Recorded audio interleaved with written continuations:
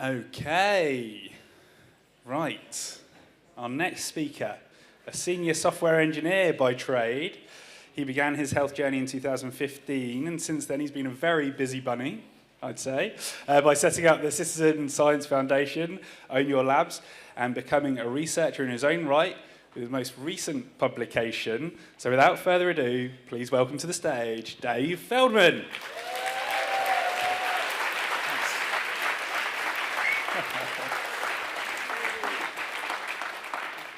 Well, I'm last, but I hope I'm not least. I want to thank, once again, the Public Health Collaboration for having me. And yes, I do have some breaking news here tonight. Let's go ahead and get started. Now I'm going to use this too. This is my conflicts of interest. And this is my bio slide, but you guys pretty much know who I am by this point. As Sam just mentioned, I've been doing this since 2015, which is kind of crazy that it's been a decade. It feels a lot longer, though, if it counts. Let's go ahead and get to what we're all interested in, which is the Keto-CTA study.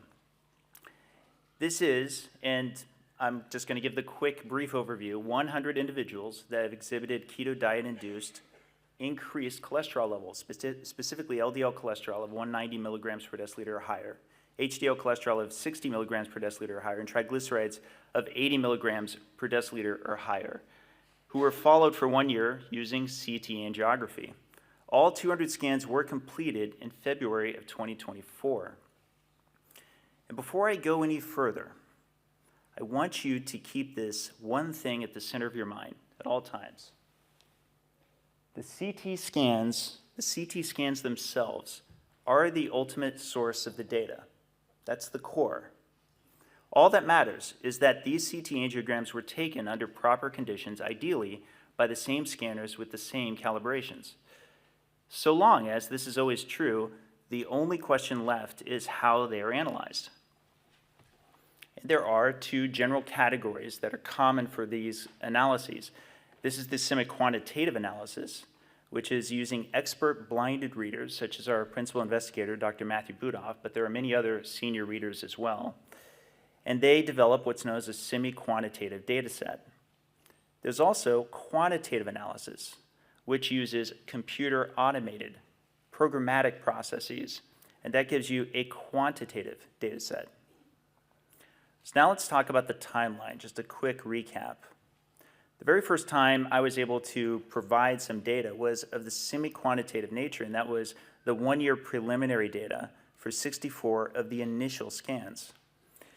And then finally on February 8th of 2023, we had the preliminary data for the initial scans, all 100. And it did look encouraging, but we still had a lot more to go. But importantly, this is when I found out that the average age of our cohort was 55.3 years of age.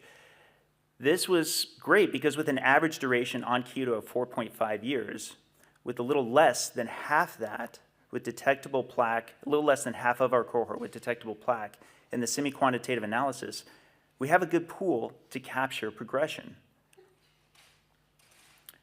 Sorry, jumping ahead. This is now the match analysis presented by Dr. Budoff, which took place on December 8th of 2023. This is before it was published, but you may have already seen this before. This is a box plot that actually shows on the left the Miami Heart cohort, which our keto cohort was matched against, the 80 that were within the age range of Miami Heart. And indeed, the match had LDL cholesterol in the Miami Heart group that was less than half those of ours in the keto cohort. And yet, the semi-quantitative plaque analysis, particularly with total plaque score, was statistically no different, with ours actually trending toward better. Then August 18th of 2024 came around, and I got to present the first preliminary quantitative data that came from our analysis. This is the match analysis again, except this time we're going to be using different values than total plaque score. Now we're talking total non-calcified plaque and calcified plaque and total plaque. And sure enough, it was nearly a perfect match again. Total non-calcified plaque volume for keto, this time of 79 versus 79 matched cohort with Miami Heart, was 47.1 versus 46.9. And total plaque volume was 50.2 versus 56.4, ours trending slightly better. Now, some critics brought up, I thought, a fairly good point, which is that of the cohort on the Miami Heart side, a third of them were on cholesterol-lowering medication. And so that left open the question, was there some amount of higher cholesterol that might have been there before, but that was masked with cholesterol-lowering medication? Fortunately, Lundquist was able to do an additional subgroup analysis, and this is the subset where we saw, once again, that total non-calcified plaque volume for the 54 now matched against the exclusion of the third in Miami Heart. We're still right next to each other, with ours actually trending slightly better. But importantly, there was no statistically significant difference. So then we get to 2024, and by this point, we're now fully into the filming of the documentary. And in the course of that, I'm having regular conversations with Dr. Budoff, with the Semi-Quantitative that I'd mentioned from before. We chatted about that. And then once the Longitudinal Semi-Quantitative, which is to say all the second set of scans were in, I got to chat with him about that as well. And sure enough, the data was looking very promising. This is a screen capture of me literally from the film, the documentary itself. Now, this red line is when something was happening behind the scenes, a bit of interest within the team. And it's when the quantitative data, the quantitative analysis for the second set of scans came back. That's what I'm going to go into right now. When I saw these first analyses of the longitudinal quantitative data 10 months ago, I was surprised and had several crucial questions. First, these new data were diverging in many regards from the semi-quantitative data of these same scans, which is extremely unusual in the literature. And second, it seemed as though the lower risk groups actually had higher rates of plaque development, which is likewise extremely counter to existing research data in imaging. And I don't want to say it's universal, it's just unusual, it's very uncommon. But third, the rate of increase cohort-wide didn't actually make sense mathematically, given how rapid disease should be expected. These are a lot of the questions that I had, and I really kind of want to drill into this last one for a moment, kind of take you into my own mind here. So the baseline average, median, non-calcified plaque volume was 44 millimeters cubed. But the second set of scans brought a follow-up average of non-calcified plaque at 63 millimeters cubed. This was for a difference of approximately 99 millimeters cubed, about 18.9, for a relative change of 43%.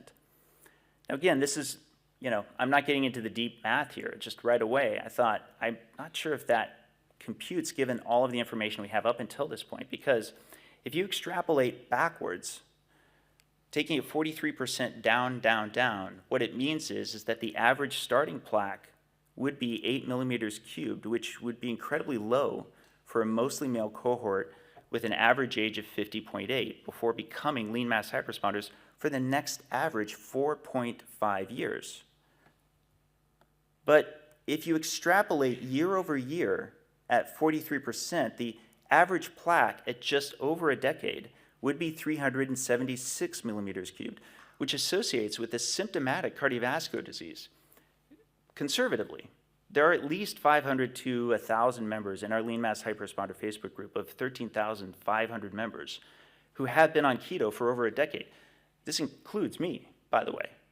So again, this was just a little bit of a gut check. It just didn't quite seem to connect for me. So the team and I had many conversations on my questions.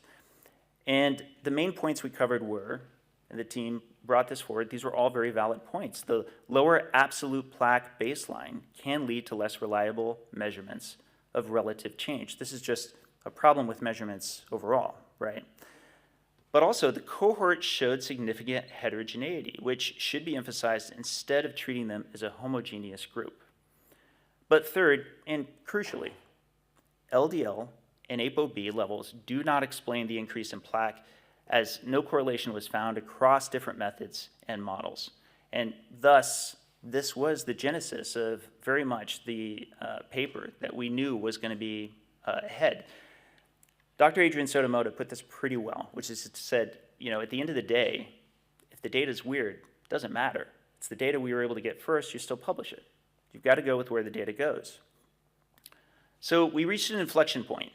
As everyone working with me knows this time, as everyone working with me over this time knows, this never fully settled for me. This was an internal thing that the weirdness always was a little bit of a problem for me. However, when my instincts are at odds with the team, a team of experts in statistics and cardiac imaging, I'm going to generally defer to their position. And either way, I should, because I cannot overly press the research team when I, Dave Feldman, represent the funder, the Citizen Science Foundation. I would be critical of any funder that kept turning back to the research team and said, hey, this doesn't make sense to me. Keep redoing it until it looks more like something I would expect it to. So, regardless, this was transient. The Citizen Science Foundation would take delivery of the anonymized data set from the Lundquist Institute at completion of the study on April 18th. And so I could look further into it then and hopefully better answer my questions. So the release of the April 7th paper finally comes around. And bottom line is we had some missteps. We didn't have the best social media rollout. It was actually a fairly decent test for the team. I discussed this quite a bit with a great interview with Chris McCaskill. Chris challenged me, I think, very cordially on a lot of these. And I recommend this if you want to get a little more into the detail. This is on my YouTube channel. But April 18th rolls around, and finally I now receive the anonymized data. But also there's a lot of pushback online. And I added this additional column here on common detractor assertions. And you guys know me by now. I'm not one to call folks out, but I really do just have to make an observation. A lot of the voices who were pouring a lot of cold water on our study for not, for example, having a control group, it needs events, imaging's not the best surrogate, really got a lot more interested once the quantitative analysis came out, even in spite of not paying as close attention to the other data that we were reporting with the semi-quantitative. So this was me. For the last 2 months, I was living a schizophrenic existence. Publicly, we're talking about the published data. But I can't talk much about the quantitative data. And at multiple points when I do, as you can see in the interviews, I often emphasize how it differs from the semi-quantitative data and that I'm interested in learning more, which is absolutely true. But behind the scenes, I'm actively looking into the anonymized data that I was waiting for, digging deeper to better answer the questions I had before. So this is my deeper dive into the quantitative data. Now, what you'll find with a lot of studies, like Paradigm, is that the rate of increase typically correlates with baseline plaque. This is the case, for example, when you stratify into these three categories of low burden, mid burden, and high burden, right? You would expect that those with the higher burden would have the higher rate. But not only is the magnitude of R3, when you divide them in the same fashion, higher, but it shows that the rate of increase is inverse to the baseline plaque volume, which is more suggestive of regression toward the mean. This also plays out with CAC. This was another thing that just popped out at me right away.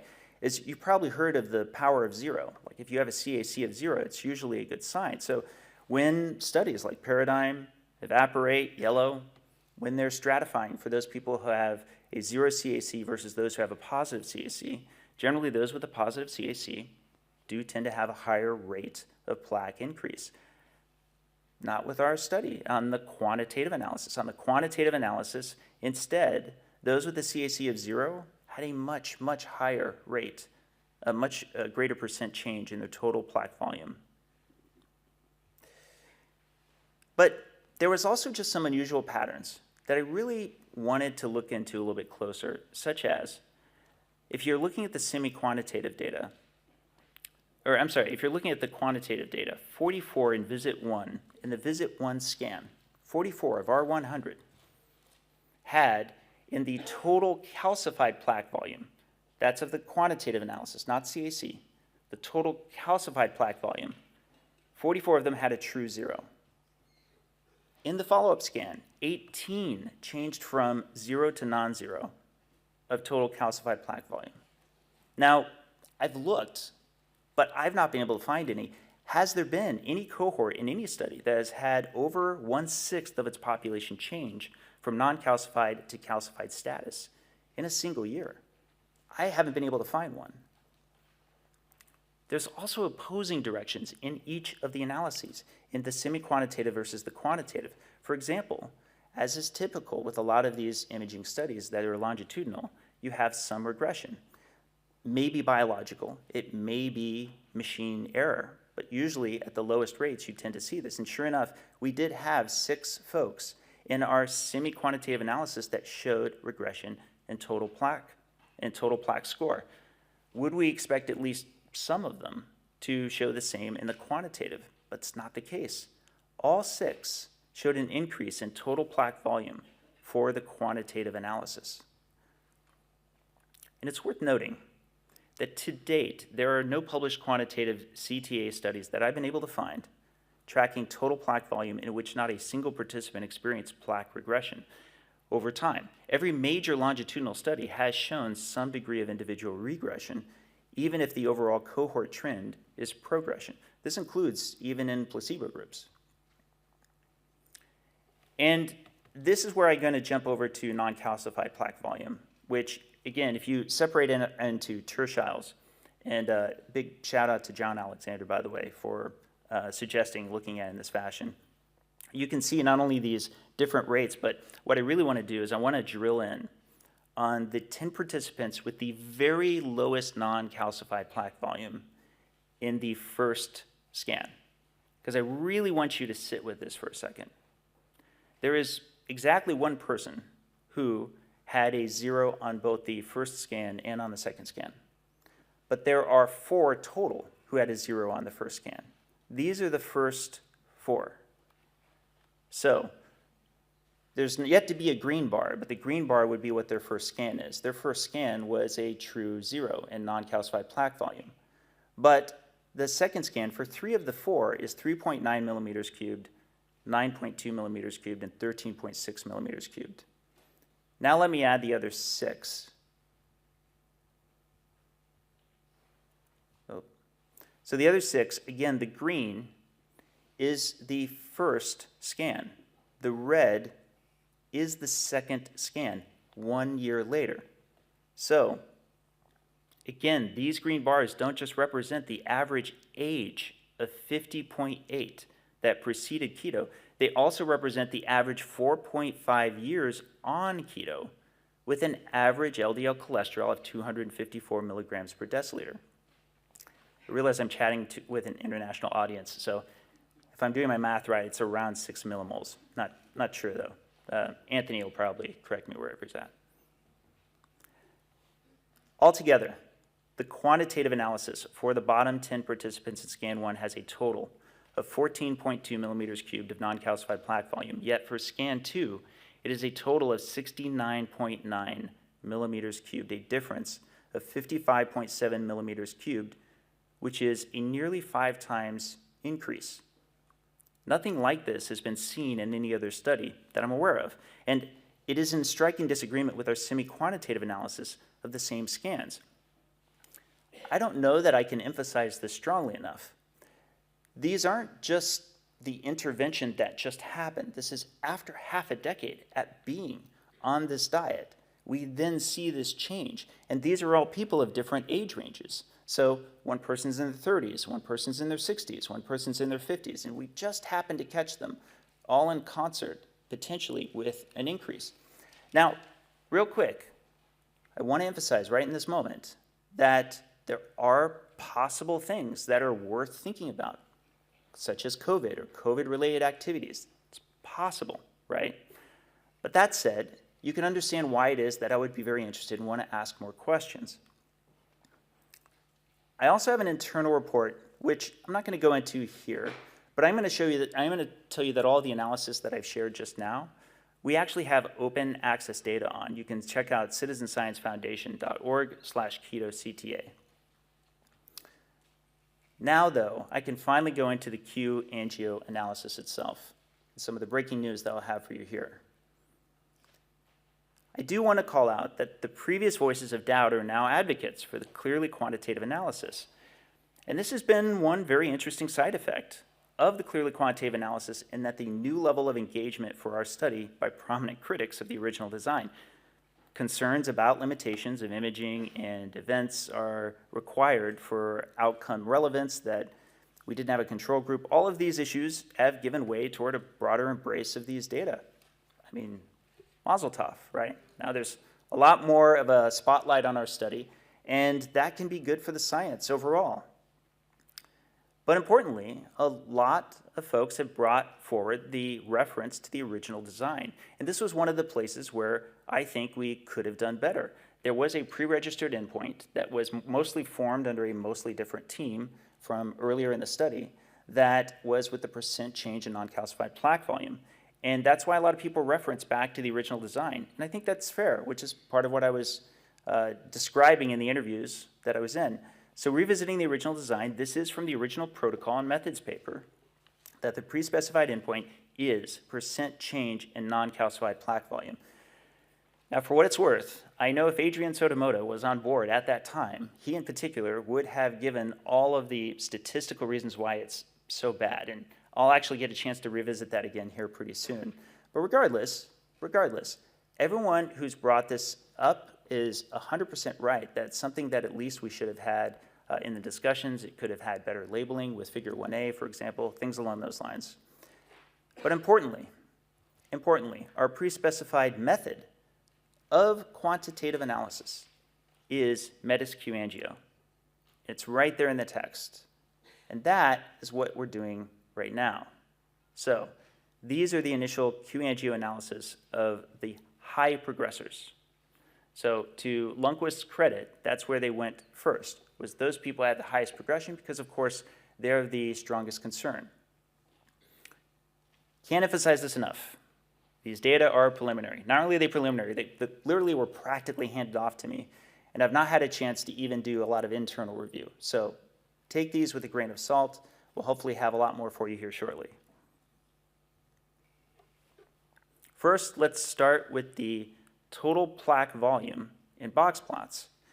And in this case, I'm showing you the median. And what's over here on the left in the light red is the Cleerly baseline. And in the darker red is the Cleerly follow-up, so 311.5 millimeters cubed versus 437.2 millimeters cubed. And this is for a difference of 125.8. Again, this is the median. But for the METIS QAngio, we've got 142.5 millimeters cubed to 200.9 for a difference of 58.4. I want to also do the mean, which is 290.4 versus 398.2 for a Cleerly difference of about 107.8. And 141.1 versus 205.5 for a difference of 64.4. So of course, this does look encouraging if the METIS QAngio does prove to be more accurate. Here's, for those of you who want to take a picture, here's the quick summary. The progression analysis I like, and especially looking at it from the rates of difference in the p-values. But now let's go into the non-calcified plaque volume. And what I'm doing is I'm sorting by baseline Cleerly non-calcified plaque volume, so the lighter red bar, which is the baseline. And I'm going to now overlay the METIS QAngio, so you can see in the blue bars all of the non-calcified plaque by comparison. Again, this is now excluding calcified plaque. This is obviously very relevant because the absolute numbers are certainly lower. All of the bars, as you can see visually, are a lot smaller. But what I really appreciate is that we can kind of get a sense of who still maintains as progressors, whether or not there are people who are greater progressors and so forth. That all becomes very relevant. And what I like about this, actually, I want to go back to this for a second because what I find especially interesting is that you can almost see, like, of 6, 4, and 10, you can see these are still progressors. And I really want to point this out real quick in case there's a lot of euphoria in the moment with regard to how much possibly this could be taken as good news. I'm sure my clinician research friends would say, hey, we're still getting to data that confirms who are progressors and who are not with greater and greater redundancy. That's a good thing. And so there's still folks in our study for which they would be interested in taking action. But at the same time, there are folks like this participant who unblinded themselves to me actually a long time ago. This is number one. In fact, I actually chatted with them recently. And they were surprised because they had a total plaque score of 0 in both scans. 0. Total plaque score. And they were surprised to find out that it's possible there clearly could be much higher. And they were very interested in whether or not there was a further analysis. So having 3 analyses, I think, is going to be very useful for him, no question. Now let's go ahead and get into deltas, because the delta is ultimately bringing us all the way back to this being the pre-specified endpoint, the non-calcified plaque volume change in percentage. And if going by percent delta non-calcified plaque volume for the highest progressors, we have a 47.0% under Cleerly quantitative analysis, but a 46.8% under METIS QAngio. Yet the absolute difference, it's enormous, at a median of 112.5 millimeters cubed, and under Cleerly versus the 29.6 millimeters cubed under METIS QAngio. So naturally, when I was doing this calculation, I was looking at it, this guy popped into my head, along with him saying this. Yeah, this is why Adrian feels like it's really not the best marker, particularly when you're able to see with your own eyes just how heterogeneous this group is, right? I also like this. This is something new that I'd never seen before, but it's a great visualization of the data. And what you're doing is you're plotting on one axis one form of the test, and on the other axis the other form of the test. So the circles are the baseline, the squares are the follow-up. But from this, you can tell just how much there's a skew, skew may not be the right word, but let's just say a drifting in one direction versus the other in the comparison between these analyses. Lastly, I want to show this real quick, which is the delta change in non-calcified plaque volume with one of these quantitative analyses, Cleerly versus the METIS QAngio. And this is a little bit more for the geeks. I like to see that the R is just a little bit stronger, even though this is a very small sample size. Oh, yes, in percent alpha-aroma volume. So this is the same analysis once again, but now we're running it against percent alpha-aroma volume. Importantly, 7 of the 10 still have a percent alpha-aroma volume of 1.0 or higher, which would still be considered progressor. However, 3 under METIS QAngio are not. In fact, one of them drops to like 0.3, I believe. So here's my final thoughts. You guys remember the thing I told you to keep in the middle of your head this whole time? Anyone?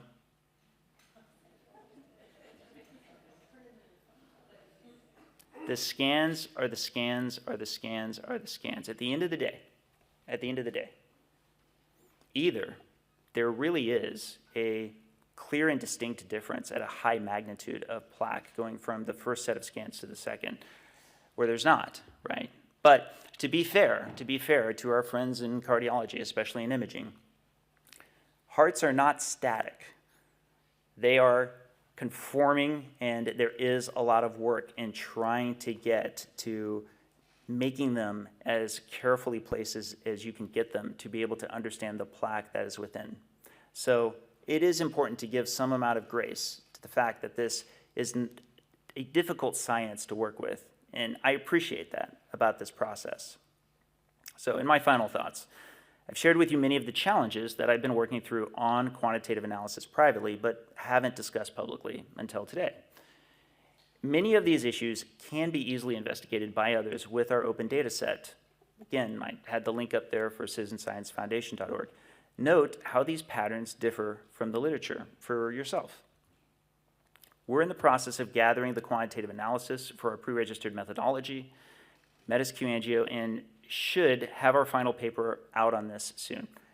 These scans are very labor intensive. They take 3 hours per scan, and again, by an expert team. So needless to say, we have only 10 for you now because they take so much time and effort to do, but we hope to have the remaining 90 in the near future. While these initial QAngio data for the rapid progressors look more positive, these data are preliminary, and we still need to complete the remaining scans. So I want to give a very special thanks to all contributors to Citizen Science Foundation, including many of you right here, whether it's your time or your money or your support, all my amazing co-authors for previous and coming papers, and of course, to my collaborators, Nick Norwitz and Adrian Sotomoda. That's my talk. Thank you.